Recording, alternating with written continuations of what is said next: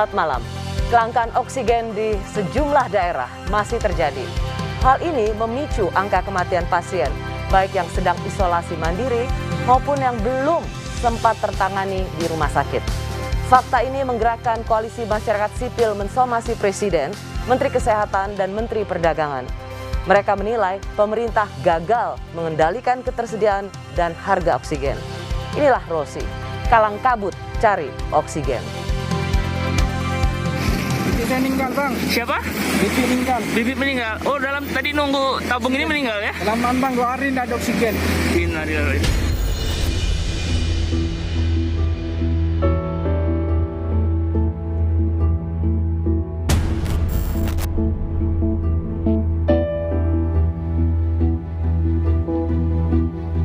Meskipun pemerintah sudah membuat program pengisian gratis kan, tapi tetap penderita atau isoman sangat-sangat banyak. Jadi mereka harus mencari cara untuk mengisi tabung oksigen mereka sendiri.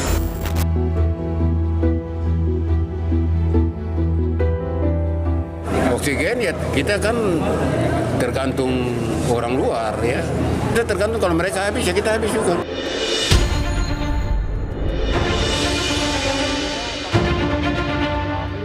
Pemerintah terus bekerja keras untuk memenuhi kebutuhan oksigen secara nasional dan kita telah bekerja sama dengan industri-industri di dalam negeri untuk mengamankan pasokan yang dibutuhkan masyarakat.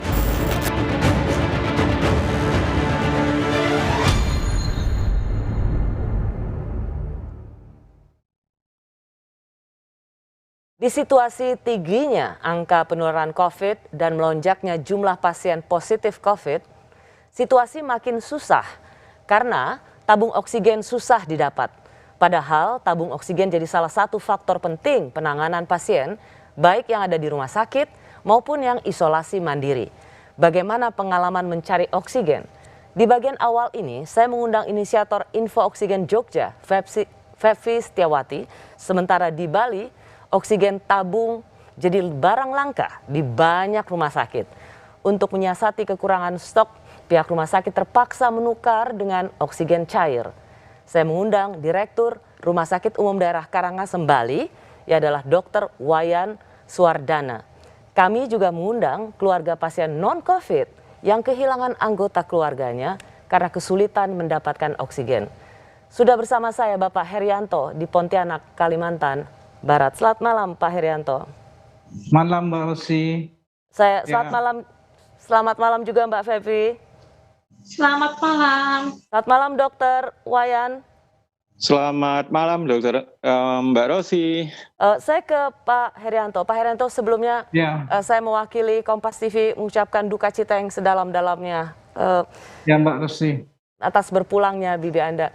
Saya mendengar cerita, mungkin saya bisa hantarkan sedikit apa yang kami dapatkan dari pengalaman Anda, yaitu Pak Herianto sungguh kaget bahwa Anda sedang menolong bibi Anda atau tante Anda yang sakit sebenarnya bukan karena COVID, tapi karena memang cancer survivor atau penderita kanker yang selama ini gampang mendapatkan tabung oksigen, tapi susahnya bukan main mendapatkan tabung oksigen. Anda sedang mengantri waktu itu. Saya mendapat gambarnya. Mungkin saya ingin mengajak pemirsa Rosi, Kompas TV untuk melihat bersama.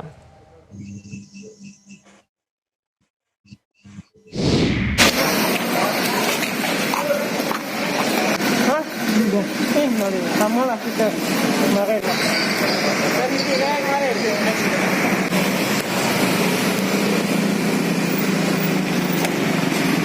Kenapa pulang ini Bang? Bibi meninggal, Bang. Siapa?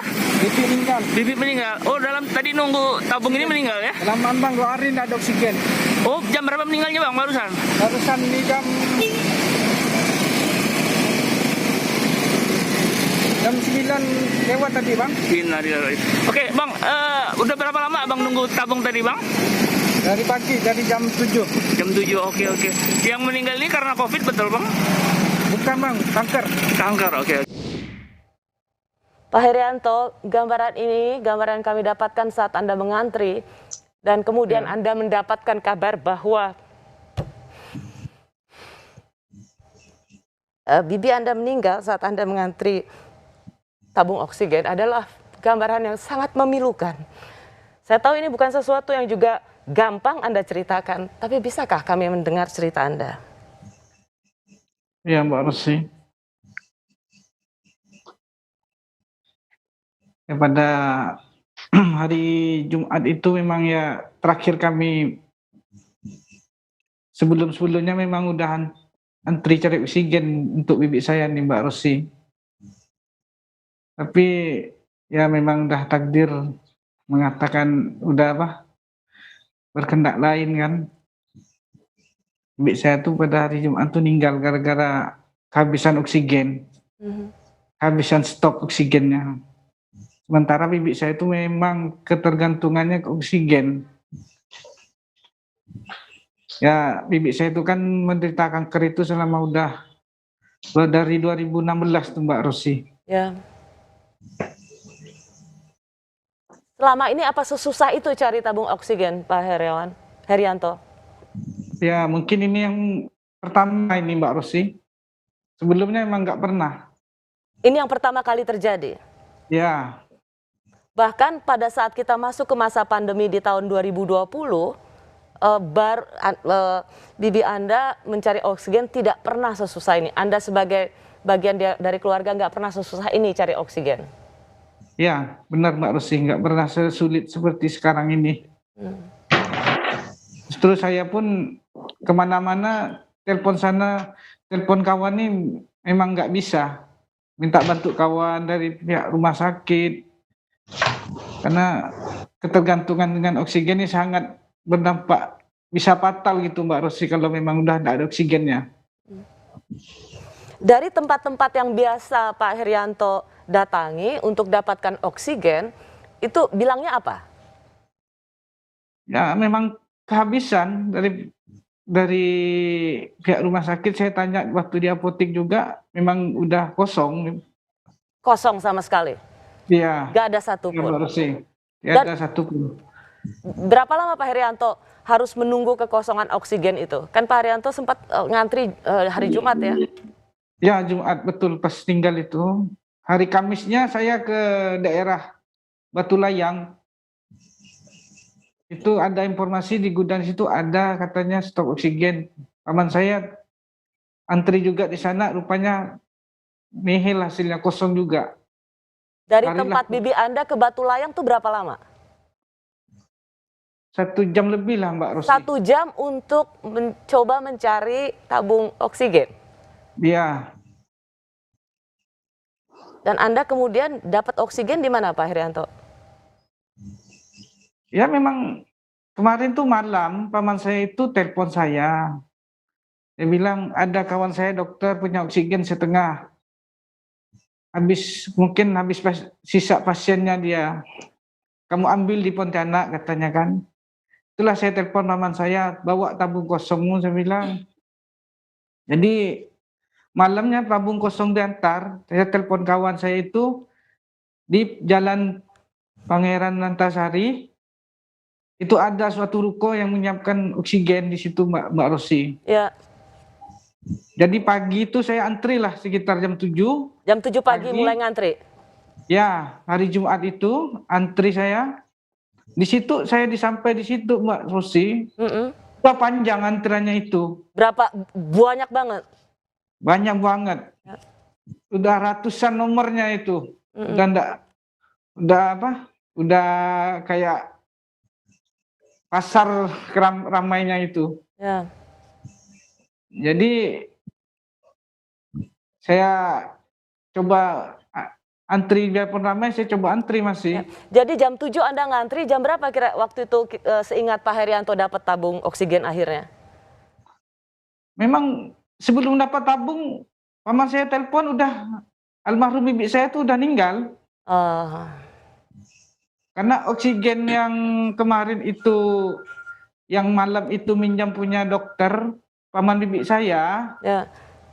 Dia bilang nggak cukup. Ya. Soalnya bibi saya ini kan sakitnya parah. Pak Herianto, ini tadi kita dapat gambaran, inilah kira-kira antrian tabung yang ingin ngantri tabung oksigen ya. Tadi sempat mungkin sekarang sudah terlewati, tapi seperti ini kira-kira antriannya dari jam 7. Tapi boleh saya dapat gambaran jam berapa bisa dapat tabung oksigen waktu itu Pak Herianto, seingat Anda? Kalau informasinya itu Mbak Rosi, karena saya di situ itu enggak nyampe sore, enggak nyampe habis waktunya itu waktu Pak polisi itu, Ibu polisi itu yang nerangkan dengan kami, itu tabung oksigen bukanya siang. Mungkin habis Jumat waktu itu. Bukanya siang, tapi warga mau ngantri dari pagi. Anda sendiri datang dari jam 7 supaya bisa ngantri gitu ya? Ya. Ya. Jadi cuman nggak tahu alasan mereka itu buka siang itu saya nggak dijelaskan secara detail Mbak Rosi. Ya. Mungkin untuk menghindari kerumunan apa nggak tahu kan? Tadi yang seperti Pak Herianto katakan, meskipun sudah dikatakan tabung oksigen ini terbuka baru siang, tapi semua warga udah ngumpul dari jam 7. Saya rasa mungkin ada orang yang jauh lebih pagi daripada Anda untuk ngantri. Ya betul Mbak Rosi. Justru dari malam masih juga ada. Dari malam udah ada yang ngantri. Bisa dibilang kalau Pak Herianto ngantri dari jam 7 sebenarnya udah kesiangan gitu ya? Ya saya tuh gini Mbak Rosi, saya tuh nggak nyangka aja. Betul ya. Seramai itu. Soalnya tuh pas saya nyampe di situ, malah yang dekat-dekat saya itu banyak orang dari daerah Mbak Rosi. Ya, mencoba untuk dapatkan oksigen, betul. Ya. Saya dengar dari malamnya H-1, dari subuh sudah ngantri jam 7 pagi, kita dengar pagi, tapi sebenarnya itu sudah dalam kategori kesiangan. Pak Herianto, malam hari ini saya ingin mengatakan, saya tahu betapa Anda terbeban atas kematian bibi Anda, bahwa Anda mencoba mencari tabung oksigen, tapi toh itu tidak mampu menyelamatkan bibi Anda. Saya ingin mengatakan bahwa Anda semua dan seluruh keluarga telah melakukan banyak hal, tapi bahwa kemudian itu terjadi sesuatu yang berbeda. Saya hanya ingin mengatakan bahwa jangan timpakan kesalahan itu pada Anda. Iya Mbak Rosi, terima kasih. Terima kasih Pak Herianto. Kita akan dengar pengalaman lain soal kalang kabut cari oksigen. Saya kembali sesaat lagi.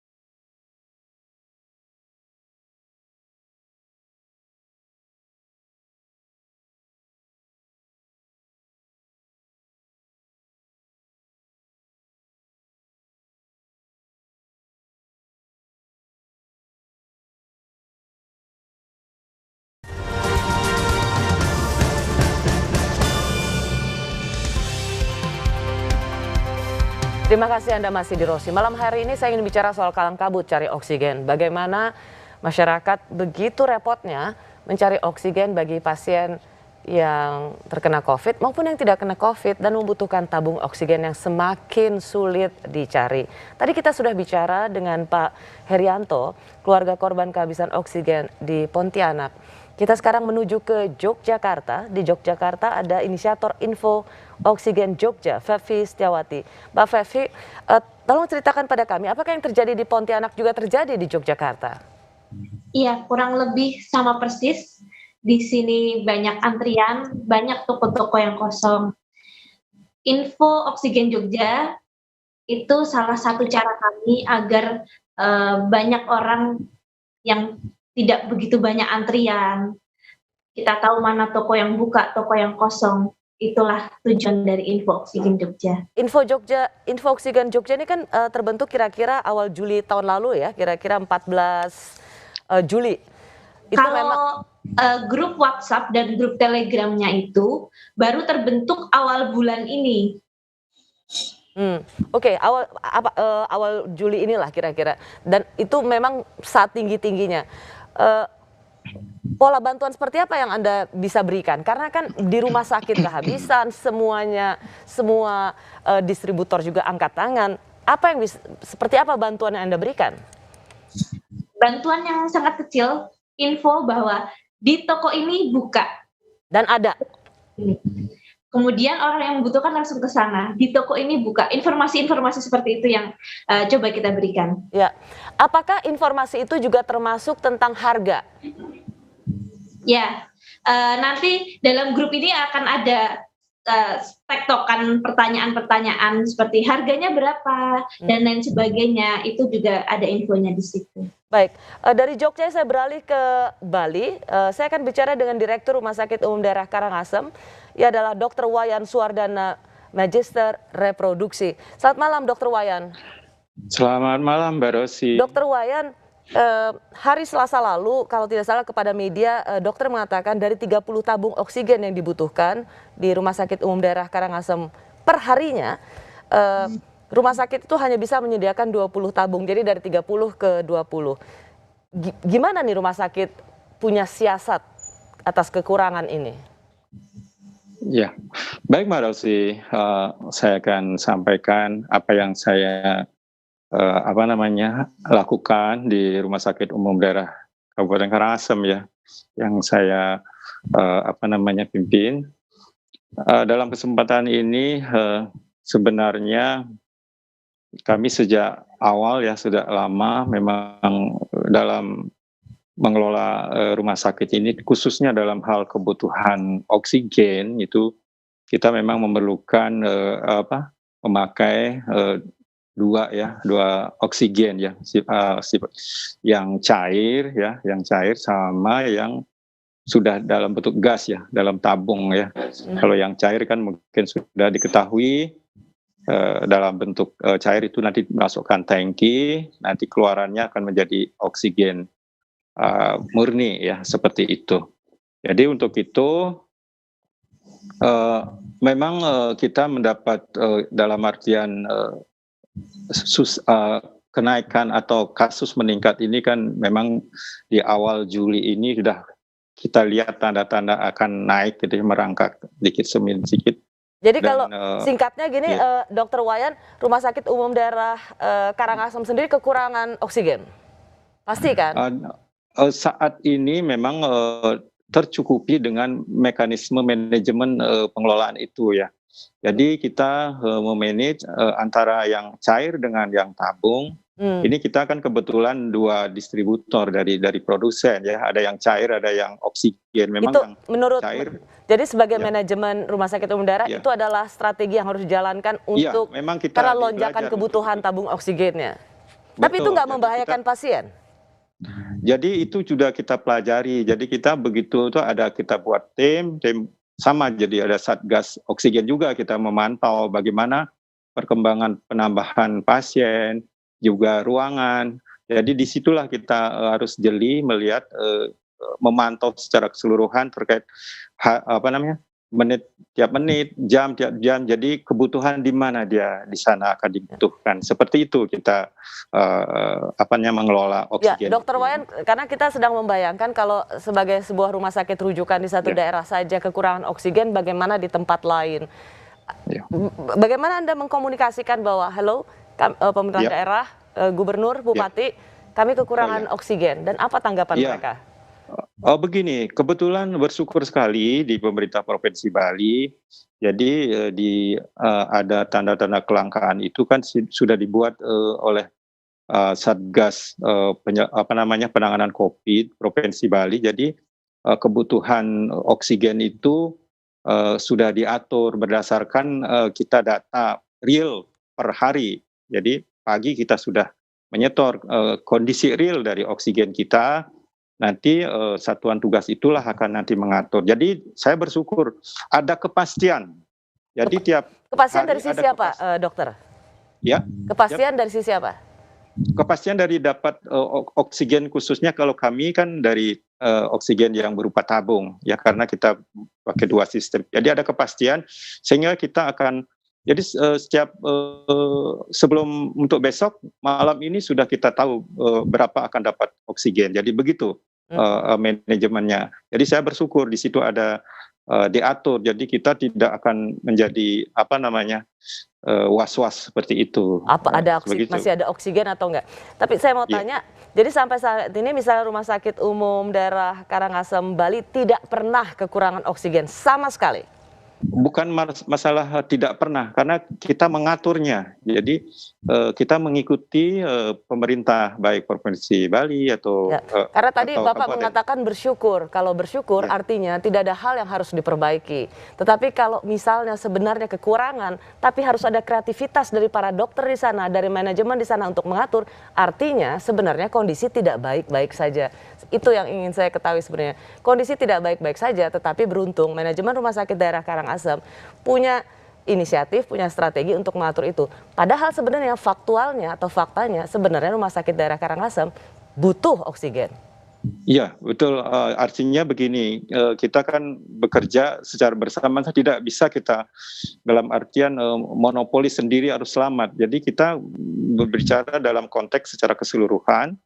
Artinya seperti itu, memang kebutuhan ada tempat saya lain. mengapresiasi itu, Dr. Wayan, bahwa ada inisiatif seperti itu, ada strategi semacam itu. Tapi hari ini semoga kita tidak menutupi fakta bahwa kita sedang kekurangan oksigen dan ada hal yang harus dilakukan untuk menambah oksigen, karena ini menyangkut nyawa pasien. Dan bukan sekedar kabar baik, kita baik-baik saja, padahal sebenarnya kita tidak baik-baik saja. Ya, mudah-mudahan, karena memang usaha-usaha itu kan tetap dilakukan. Saya kira itu Mbak Rosi. Baik. Seperti saya mau, boleh. Ya, siap. Silakan. Ya, seperti upaya-upaya umpamanya, kalau kita ini kekurangan dari sisi umpamanya kami kebutuhan 30, ada dari provinsi atau ini mengupayakan umpamanya oksigen konsentrat berupa alat. Jadi disitulah kita akan memadukan sehingga kebutuhan kecukupan daripada pasien itu akan cukup. Saya kira itu. Jadi sampai saat ini kami belum pernah ada menolak sampai pasien untuk kita tangani. Saya sungguh berharap bahwa apapun strategi itu bisa tetap menyelamatkan nyawa manusia, karena pemerintah mengatakan bahwa ingin mengubah oksigen industri untuk medis itu juga tidak gampang, karena itu campurannya kan sangat rigid dan itu sangat tergantung bagaimanapun juga itu akan menyangkut nyawa manusia. Jadi strategi apapun yang dilakukan oleh Rumah Sakit Umum Daerah Karangasem kita apresiasi itu, tapi jangan sampai mengorbankan nyawa pasien. Saya mau kembali ke Pak Herianto. Pak Herianto, dari selama ini membeli tabung oksigen di masa pandemi sebelum oksigen langka dan kemarin pada saat Anda membeli tabung oksigen di saat begitu diburu, berapa beda harganya? Enggak juga sih Mbak Rosi. Harganya 40 per tabungnya. 40, dan waktu dicari-cari tetap 40.000? Ya, stabil sih. Cuman masalah itu langka aja. Sulit. Jadi tidak menimbulkan waktu Anda cari itu harganya langsung melonjak tinggi? Enggak, mesti stabil. Hanya memang susah dicari? Ya, masih langka. Baik, terima kasih. Saya mengucapkan terima kasih pada Pak Herianto, pada Dr. Wayan Suardana Magister reproduksi dari Direktur Rumah Sakit Umum Daerah Karangasembali. Terima kasih untuk cerita dan pengalaman Anda. Selamat malam. Ya, malam Mbak Rosi. Langkanya stok oksigen di pasaran kerap dimanfaatkan pihak tak bertanggung jawab untuk meraih untung. Tapi di sisi lain ada gerakan pemberian oksigen bagi pasien COVID dengan bayaran sukarela. Saya kembali saat lagi.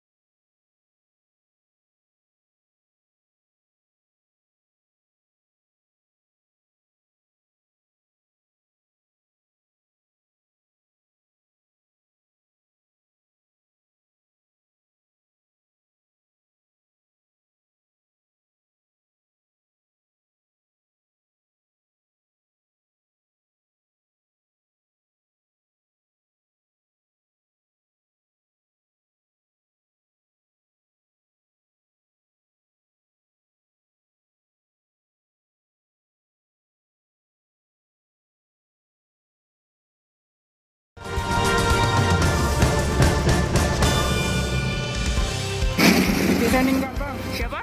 Bibi meninggal. Bibi meninggal. Oh, dalam tadi nunggu tabung ini meninggal ya? Kelamaan bang, 2 hari tidak ada oksigen. Innalillahi.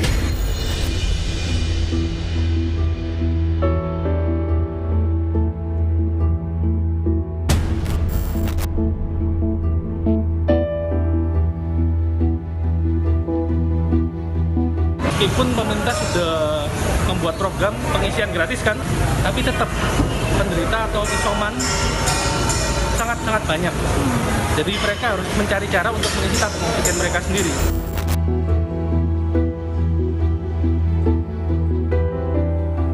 Oksigen ya kita kan tergantung orang luar ya. Kita tergantung kalau mereka habis ya kita habis juga.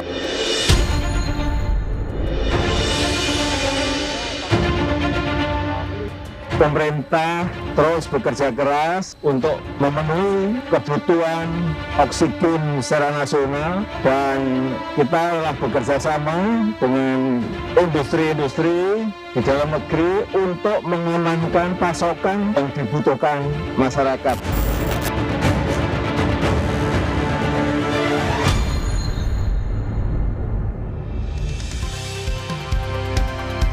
Kalang kabut cari oksigen itulah tema Rosi malam ini. Kelangkaan stok oksigen di pasaran kerap dimanfaatkan pihak tak bertanggung jawab untuk meraih untung. Tapi di sisi lain selalu ada kabar baik. Dari masyarakat sipil, ada pedagang alat kesehatan yang sempat viral dengan aksinya memberikan oksigen kepada pasien COVID dengan bayaran sukarela. Sudah bersama saya Bapak Fauzi Wirman. Tidak hanya di tanah air, kepedulian akan kondisi kelangkaan oksigen di Indonesia juga menggerakkan seorang warga negara Indonesia di Melbourne, Australia untuk mengumpulkan donasi dengan aksi berlari. Saya mengundang Santi Yasmini Nigro langsung dari Melbourne, Australia. Selamat malam, Santi Yasmini Nigro dari Melbourne, Australia. Hai Ros. Selamat malam juga untuk Pak Fauzi Wirman. Malam Mbak Rosi. Saya ke Pak Fauzi Wirman dulu. Anda seorang pedagang, entrepreneur, tapi Anda mau memberikan tabung oksigen. Ada masanya Anda memberikan tawaran bayar saja seberapa sukarelanya, lalu ada masanya Anda bilang gratis. Mengapa Anda lakukan itu sebagai seorang pedagang, di mana saatnya Anda bisa meraih untung sebanyak-banyaknya? Ya, di situ Mbak Rosi ya. Kita lagi diuji sama Allah. Di saat sekarang, kalau mau untung besar, ya saatnya sekarang. Kalau mau beribadah, ya sekarang. Alhamdulillah kita melakukan hal ini dengan ikhlas. Jadi itu benar ya, yang aksi viral itu Anda lakukan? Ya, saya melakukan pengisian ulangnya secara ikhlas. Kalau hari Jumat gratis, Bu. Jadi orang bawa tabungnya gitu ke tempat Anda ya? Iya, langsung kita isi, Bu. Dan isinya gratis? Isinya kalau hari Jumat gratis, kalau hari biasa seikhlasnya. Hanya hari Jumat yang gratis ya? Weekend, Ya. Sabtu, Minggu? Seikhlasnya aja, Bu. Jadi Jumat, Sabtu, Minggu itu seikhlasnya? Ya, nggak bayar juga nggak apa-apa. Nggak bayar juga nggak apa-apa. Oke, Senin sampai Kamis? Seikhlasnya aja, Bu. Oh, seikhlasnya aja. Sudah berapa lama Anda melakukan ini, Pak Fauzan? Kalau saya di ala-ala kedokteran udah sekitar 15 tahun ya, Bu. Dan ini bukan sekali ini yang saya lakukan. Di saat langka masker, kita juga bagi-bagi masker. Dari orang yang selama ini membeli atau mendapatkan tabung oksigen di Anda, berapa kali pertambahan kenaikannya? Kalau untuk biasanya kan, kalau sehari itu 10 sampai 15 orang baru sih. Kalau sekarang ya antri itu bisa 100 orang. Setiap hari? Setiap hari. Kita buka dari jam 8 sampai jam 9. 8 pagi sampai 9 malam? Iya. Sekarang saya masih buka. Sampai sekarang saat kita bersiaran ini Anda masih buka ya? Masih buka. Kalau 100 orang yang datang berarti nggak terlalu banyak dong, di tengah orang selalu mengatakan kelangkaan oksigen. 100 orang kecil sebenarnya kalau di tengah demand yang begitu tinggi. Jadi gini Mbak Rosi, kita akan menyediakan tabungnya yang 10 kubik. Jadi diisi untuk yang 1 kubik. Yang 1 kubik itu bisa ya 100 orang terisi. Oke. Tapi kan di saat langka kemarin itu kita cuma dapat 5 tabung. Kalau 5 tabung besar itu kita cuma bisa untuk 50 orang. Ya kalau dalam minggu ini alhamdulillah udah nyampe ke 100 orang. Oke. Itu ketika Anda buka dari pagi sampai sekarang saat kita bersiaran toko Anda masih buka, Ya. itu masih ngantri di luar? Antri tidak ada lagi, Mbak Rosi. Berarti kondisi sudah Anda melihat demand sudah tidak terlalu tinggi lagi ya? Udah nggak terlalu tinggi. Puncaknya demand yang tinggi itu saat antrian banyak sekali di saat misalnya jam saat seperti kita bersiaran itu hari apa? Itu pas 2 minggu yang belakangan ini, Mbak Rosi. Oh, 2 minggu belakangan Iya. ini. Oke. Jadi Itu luar biasa antrinya. oke, berapa lama tuh kira-kira? Berapa banyak? Ya kalau antri banyak ya Bu ya. Ada antri pertama sekitar 50 orang, tapi nggak kebagian semuanya Bu. Oh, karena stok Anda juga nggak Stok ada. habis. Ya kalau untuk stok 5 tabung itu cuma paling 1 jam udah habis Bu. Oke. Sekarang stok Anda masih ada? Kalau sekarang masih ada. Tapi memang yang ngantri nggak banyak atau udah nggak ada lagi? Kalau sekarang udah nggak ada yang antri Bu. Oke, jadi bisa kita bilang Pak Fauzi Wirman, Anda yang penyedia isi ulang oksigen sukarela di Jakarta, kabar baik hari ini kita bersiaran Kamis 29 Juli, sudah nggak ada antrian di toko Anda untuk mendapatkan tabung oksigen, ini adalah kabar baik. Alhamdulillah Bu, sudah tidak ada antri Bu saat sekarang. Saya ke Santi Yasmini Nigro di Melbourne, Australia. Anda adalah seorang warga negara Indonesia.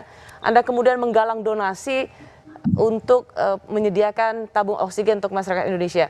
Peristiwa apa yang membuat Anda tergerak untuk berdonasi untuk masyarakat Indonesia?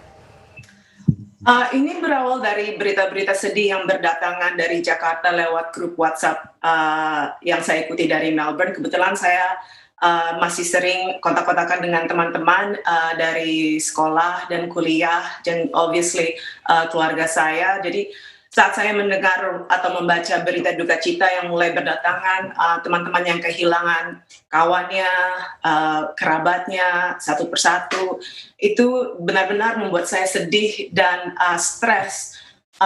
Jadi suatu pagi setelah saya selesai lari dengan sahabat saya yang orang Australia juga, saya cerita tentang parahnya keadaan di Jakarta saat itu, dan saya sempat menangis depan dia, dan dia kemudian mengusulkan kenapa tidak menggalang fundraising atau penggalangan dana seperti yang dilakukan oleh orang-orang Australia pada saat krisis di India itu. Nah, seumur hidup saya belum pernah menggalang dana. So this is your first time ya? Tapi ide ini obviously tertanam di benak saya. Dan kebetulan beberapa hari kemudian saya bercakap-cakap dengan kawan saya yang ada di lapangan yang juga bekerja atau sukarelawan untuk mencari tabung oksigen, dan dari situ saya mendapat ide dan tujuan untuk membantu oksigen untuk warga, dan ya begitulah saya kemudian memulai fundraising ini. Jadi ini pertama kali untuk Santi ya berdonasi. The first time, yeah. This is your first time. Dan Yes. saya mau putarkan video bagaimana I watch from your Instagram tentang betapa overwhelmingnya seorang Santi Yasmini. Terkumpul 10.000 Australian dollars. Coba kita lihat sama-sama. Thank you.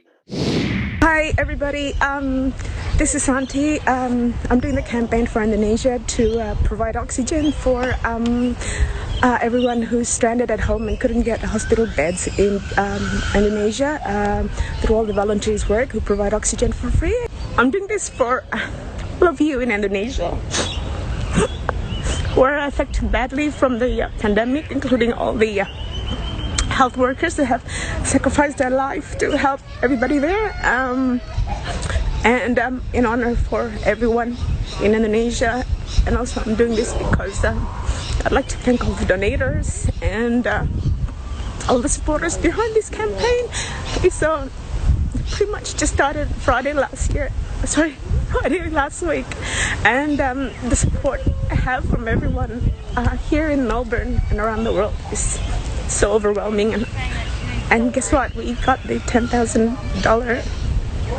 GoFundMe at 2 a.m. this morning, and hopefully I can bring awareness to Indonesia a little bit more, because it's not going any better there, and I hope I know the $10,000 will make a big difference, and thank you again for all the support. Ya, Santi Yasmini itu adalah video yang Anda post di Instagram dalam waktu kurang dari 1 minggu, jam 2 pagi di Melbourne. Saya tahu Anda adalah seorang pelari, jadi lari-lari pagi itu bukan masalah bagi seorang pelari. Anda mengatakan kurang dari 1 minggu bisa mengumpulkan 10.000. Sorry, Ross, it's not 7 days, it's 10 days, 10 hari. It's 10 days still, okay. It's 10 hari, 10.000 Australian dollars itu kira-kira 140 juta lah ya, kira-kira ya. So, I hope so. Ya, Santi merasa sangat overwhelming karena jumlahnya segitu atau apa? I felt overwhelming karena respons yang saya terima dari orang-orang di Australia dan juga khususnya yang bikin saya sangat terharu adalah dukungan orang-orang Indonesia di Australia dan juga di seluruh dunia, karena saya melihat dana masuk itu dari UK, dari Amerika, dari Kanada. Kebetulan saya punya banyak follower di platform lari saya dan saya banyak punya kenalan pelari-pelari Australia dan Indonesia juga.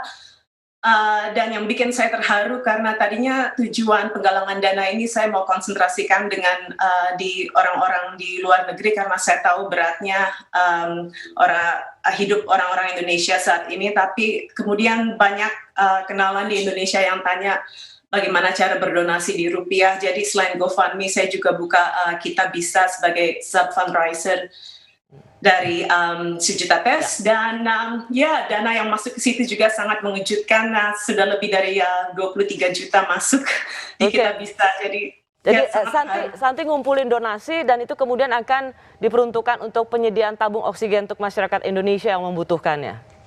Betul, keren. Ya, Yes. Oksigen gratis. Ya, jadi siapapun yang nanti orang yang ingin mendapatkan tabung oksigen gratis dari donasi yang dikumpulkan Santi itu bisa kemana? Oke, jadi saya mendukung gerakan oksigen untuk warga yang diprakarsai oleh Sujuta Tes di bawah gerakan Indonesia Kita. Jadi mereka punya beberapa outlet di Jakarta dan sekitarnya dan juga di Garut saat ini. Diharapkan dengan bertambahnya donasi yang masuk, mudah-mudahan kita bisa juga menyediakan tabung oksigen gratis di kota-kota lainnya. Baik, dan tentu saja Cirebon, tempat Anda berasal, keluarga berasal. Cirebon selalu harus ada. Oke, thank you Pak Fauzi Firwan, terima kasih. Santi, thank you so much. Have a good day for you. Thank you, Rosie. Dinilai tak mampu menyediakan oksigen bagi warganya, pemerintah disomasi 100 lebih organisasi. Saya kembali sesaat lagi.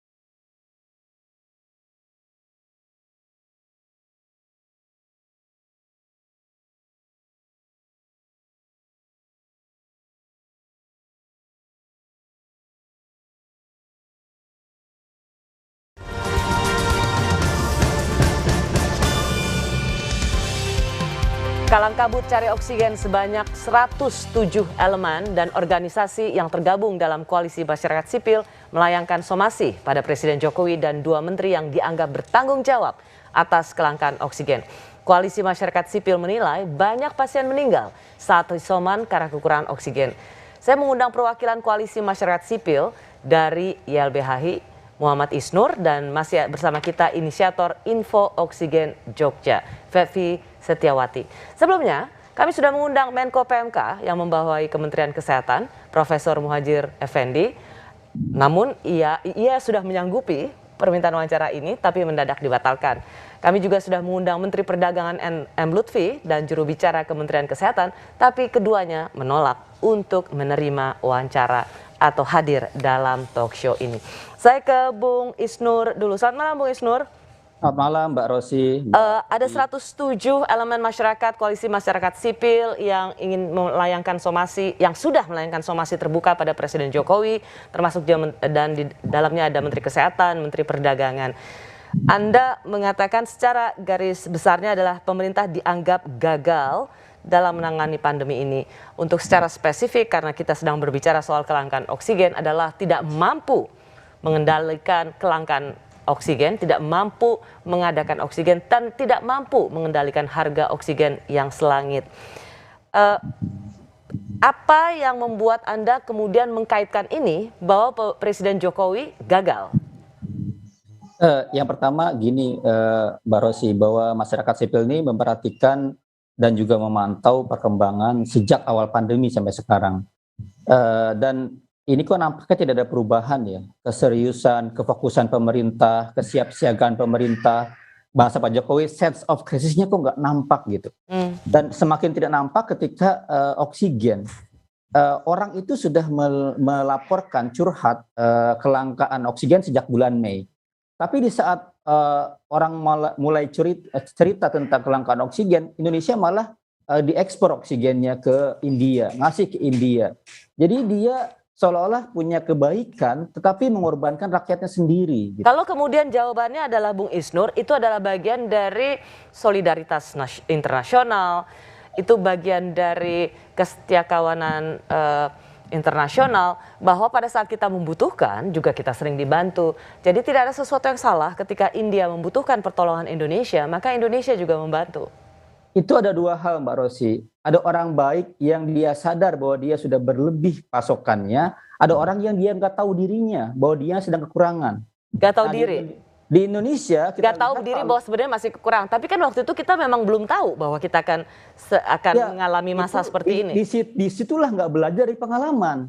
Kalau di 2020 kita bulan Maret nggak sadar dengan misalnya bahayanya COVID datang ke Wuhan, malah kita buat promosi wisata. Di 2021 bulan Mei sampai Juli nggak sadar bahwa Delta masuk ke Indonesia dan memporak-porandakan Indonesia. Pak Luhut kan bercerita, ya kami nggak sadar, kami kaget. Jadi ini kalau bahasa orang pepatahnya tiba saat tiba akal. Jadi ketika ada sesuatu yang tiba-tiba di depan mata baru paham, baru sadar bahwa ini bahaya. Padahal pengelolaan pemerintahan, pengelolaan apalagi pandemi nggak seperti itu. Dalam Undang-Undang Penanggulangan Bencana, Mbak Rosi, ada namanya kesiapsiagaan. Ada persiapan, ada prediksi. Sudah dijawab oleh Menteri Kesehatan dan Menteri Perdagangan tentang somasi Anda dan koalisi masyarakat sipil lainnya. Salah satunya adalah Kementerian Kesehatan mendorong suplai harian oksigen medis di Pulau Jawa melebihi kebutuhan dengan menggerakkan sejumlah BUMN, ada Krakatau Steel, Petrobras, dan Pusri. Bahkan Menteri Perdagangan mengaku sudah memotong birokrasi dan administrasi untuk mempercepat pengadaan oksigen. Jadi begitu banyak sebenarnya yang sudah dilakukan untuk mengadakan oksigen. Itu kapan? Jadi kalau kita lihat tadi saya bilang langkah sejak bulan Mei. Satgas KPCPEN itu baru dibentuk Satgas oksigennya kalau kita lihat dari pemberitaan 9 Juli. Jadi itu dia, setelah rame, setelah orang banyak korbannya, rumah sakit teriak-teriak, misalnya Kompas memberitakan di Sarjito, kemudian malah dicap hoax oleh kepolisian. Di Papua sangat menderita, di Bali banyak laporan orang meninggal di rumah sakit karena nggak ada oksigen, baru sadar. Jadi sadarnya, bergeraknya setelah ada kepanikan yang luar biasa dan didahului oleh masyarakat. Jadi yang nampak itu adalah sebagaimana kita lihat malam ini, kreativitas warga. kepedulian warga, bukan kerja sistematis pemerintah. Dalam surat terbuka Anda, somasi terbuka Anda pada Presiden Jokowi, Menteri Kesehatan, dan Menteri Perdagangan dituliskan, Aliansi Organisasi Masyarakat Sipil ini mendesak Presiden Jokowi, Menteri Perdagangan, dan Menteri Kesehatan untuk segera mengendalikan harga, memastikan ketersediaan oksigen dan tabung oksigen, serta memastikan distribusi dalam waktu 7 hari. Jika dalam waktu itu tidak terpenuhi, kami akan melakukan langkah-langkah hukum dan konstitusional sesuai ketentuan perundang-undangan yang berlaku.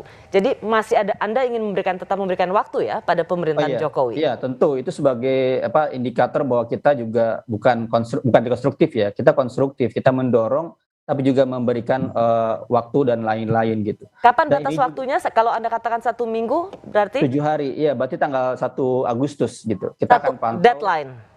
Iya, deadline-nya kita akan pantau seminggu ini bagaimana perkembangannya. Kemarin juga Pak Menkes sempat kontak gitu untuk bertemu. Kami bilang bertemu jangan searah. Kalau cuma sosialisasi program doang, kami nggak mau. Oke. Tapi kita harus berdata. Kalau kita di lapangan, misalnya tadi kita contoh soal antrian di penyediaan tabung gas di Matraman, Jakarta, sudah tidak ada ngantri lagi. Apakah itu sebuah situasi yang cukup ideal untuk menggambarkan tidak ada lagi kelangkaan tabung oksigen?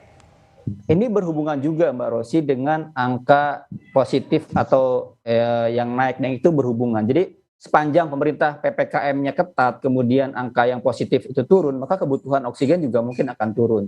Jadi itu berhubungan terus-menerus. Kita akan pantau kedua-duanya. Kami nggak hanya mantau tentang bagaimana oksigen terlayani di tiap-tiap rumah sakit, dan bukan hanya di Jakarta, Mbak Rosi. Kita harus juga memberikan spotlight bagi di Bali, kemudian di Papua. Papua 23 rumah sakit itu kritis kemarin. Dan di luar Jawa sebenarnya. Iya, di luar Jawa bagaimana? Di pulau-pulau yang lain bagaimana? Nah, Jawa memang terkendali misalnya karena di spotlight media sangat banyak. Nah, kita saat ini juga memberikan ruang perhatian bagi teman-teman di luar Jawa. Ya. Seperti itu. Coba kita contoh ke Mbak Fevi di Jogja. Bagaimana Anda melihat realitas di lapangan saat ini? Kebutuhan, supply dan demand tabung oksigen. Sampai saat ini masih banyak yang tanya di mana isi.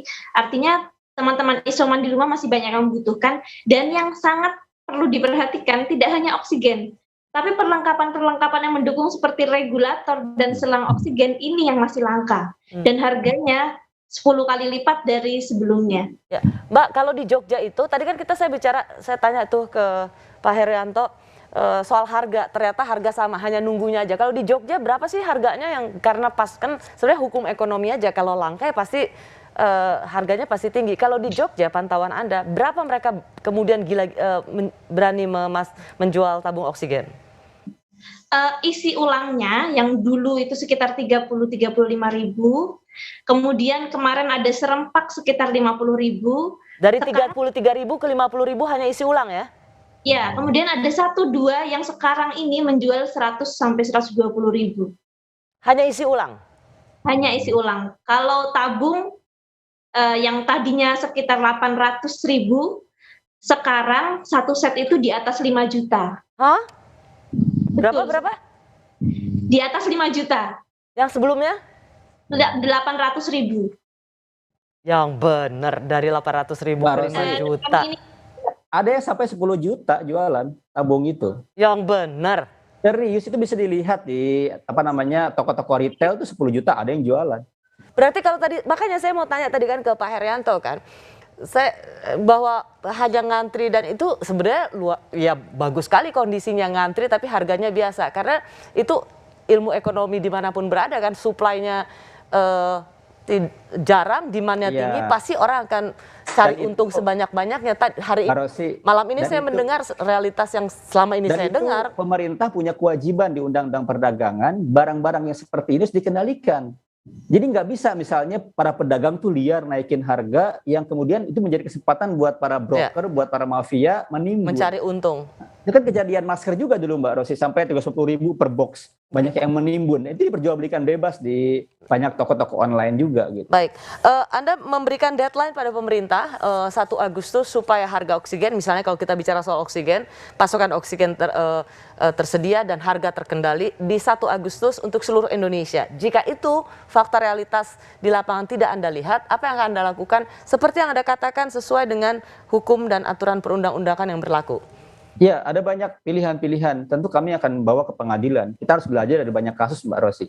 kasus internet blokir di Papua, kasus ujian nasional, itu sangat banyak pemerintah dinyatakan melanggar hukum dan dihukum untuk misalnya melakukan beberapa tindakan.